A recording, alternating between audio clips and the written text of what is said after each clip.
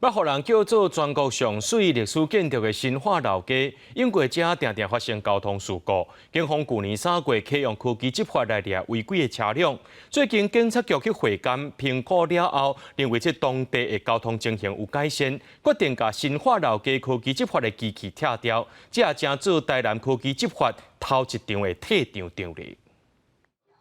每往年，不少人陆陆续续出来款食米，台南新华老街店家嘛开始为刷落来连续6天的年会做准备。即马新华老街交通改善啊，因为去年3月台南市警察局直接设2台科技执法来处理，不到1个月亏损930张的违规罚单，引起地方讨论。有店家无奈讲，迄当时生理上无减一半，某人认为解决停车位不够的问题才是重点。大家看法无相同。临停，然后超过3分钟他就罚款，这样子大家很紧张啊！而且一开始的时候宣导不够，每一家店家都被罚钱，罚的大家都哇哇叫，并没有什么太大影响。我们这个黄线违停的这个部分，黄线已经执行了7年，其实是在于说我们的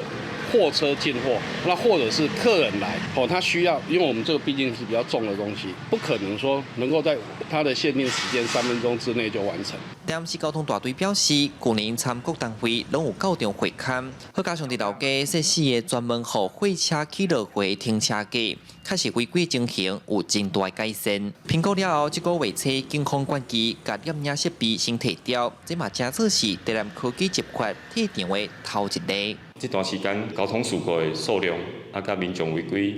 甲检举量其实拢有下降，所以当地我们就评估讲，这路段其实无够需要透过这科技执法设备来维持这停车秩序。交通大队讲，后续会由当地新化分局安排交通勤务来维持交通状况。目前台南有38个所在有科技执法，警方表示未来会搁调整。若讲事故发生率有降低，伊嘛建议会有退场的机制。记者李新台南采访报道。